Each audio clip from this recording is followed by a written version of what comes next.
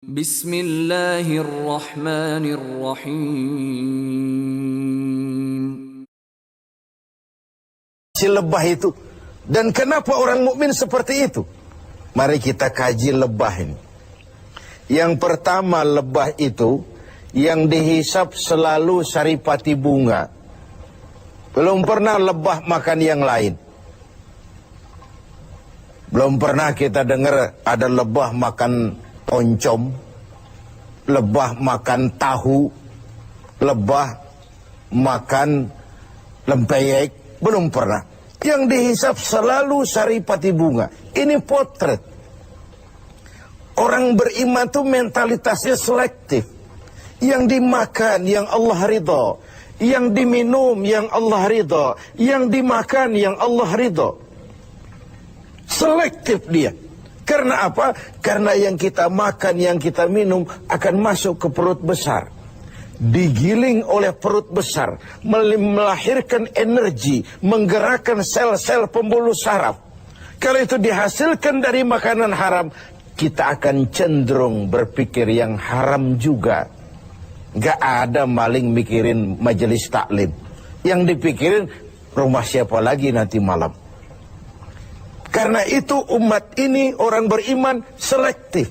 Yang diminum yang Allah ridha, yang dimakan yang Allah ridha, yang dipakai pun yang Allah ridha. Itu mentalitas. Kita hidup di zaman di mana dunia makin mengglobal. Persaingan semakin tajam dan ketat. Tapi seiring dengan itu, kita makin banyak punya pilihan. Jangankan soal makan dan minum, soal ibadah saja, orang sudah banyak pilihan sekarang ini. Di depan rumahnya ada masjid. Dia sholat Jumat ke masjid lain yang lebih jauh. Dia mau bayar taksi. Waktu orang tanya, Bung, depan rumahmu kan masjid, kenapa kau berongkos sholat ke tempat yang lebih jauh? Apa jawabnya? Saya sholat di sana merasa tambah ilmu, Mas. Khutbahnya bagus, sholatnya khusyuk, imamnya bacaannya fasih. Masjid kita ini khutbahnya bahasa Arab, khotibnya aja nggak ngerti, apalagi saya. Ibadah pun orang sudah memilih. Begitulah kemudahan-kemudahan yang dihasilkan oleh ilmu dan teknologi menyebabkan kita mempunyai banyak pilihan.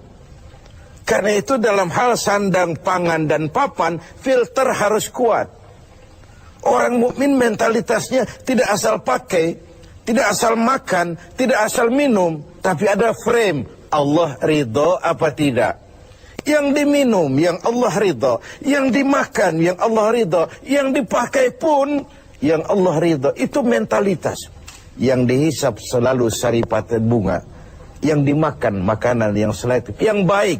Baik menurut siapa? Menurut Allah, bukan menurut kita. Kalau menurut kita kan relatif. Baik kata kita, belum tentu baik kata orang lain. Enak menurut kita, belum tentu enak juga menurut orang lain. Jadi barometernya itu yang baik adalah apa yang dikatakan baik oleh Allah. Yang tidak baik, apa yang dikatakan tidak baik oleh Allah. Ini yang pertama. Yang kedua, orang mukmin itu seperti lebah. Apa lebah itu? Yang dikeluarkan selalu madu, yang dihisap saripati bunga, yang dikeluarkan madu, yang masuk baik, yang keluar juga baik. Ucapannya baik, tingkah lakunya baik, perbuatannya baik, bahkan diamnya pun untuk sesuatu yang baik. Luar biasa contoh ini. Begitulah orang mukmin itu. Ucapannya, tingkah lakunya membawa manfaat bagi lingkungannya. Dan ini diperkuat dengan yang ketiga dari lebah. Apa lebah itu? Kemana dia hinggap tidak ada dahan yang patah. Perhatikan. Kemana saja dia terbang, di mana saja dia hinggap, tidak ada dahan yang patah. Kalau ini mentalitas orang mukmin, artinya kemanapun dia pergi, dimanapun dia tinggal, pantang dia jadi biang kerok buat lingkungannya. Keutuhan kita sebagai bangsa masih rentan. Berbagai konflik belum sepenuhnya bisa teratasi. Entah yang berlatar belakang sara, etnis, agama, di Papua sana, di Poso sana, bahkan di kota-kota besar di berbagai daerah sering terjadi tawuran antar kampung. Untuk hal-hal yang sepele, untuk hal-hal yang remeh.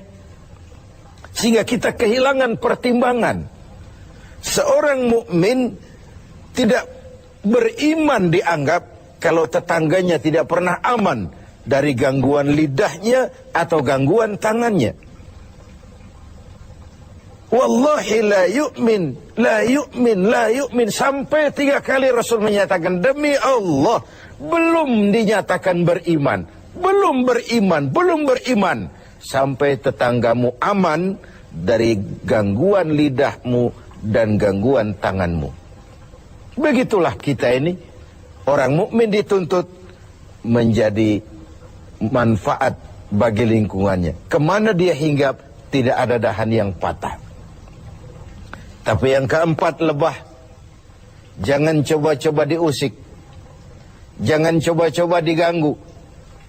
Kalau sekali kita diganggu dia, kemanapun kita pergi, insya Allah dikejarnya. Nyelam di air pun masih ditunggunya. Tapi kalau tidak diusik, tidak diganggu, nggak ada lebah iseng ke pasar nyariin orang lalu menggigit orang di sana. Nggak ada. Begitu dia terusik, dia tampil menjaga harga dirinya. Dia tampil mempertahankan kehormatan dirinya. Inilah mentalitas mukmin. Dia tidak pernah buka front, nggak pernah cari gara-gara, nggak pernah cari musuh. Tapi bertemu musuh pun dia pantang lari.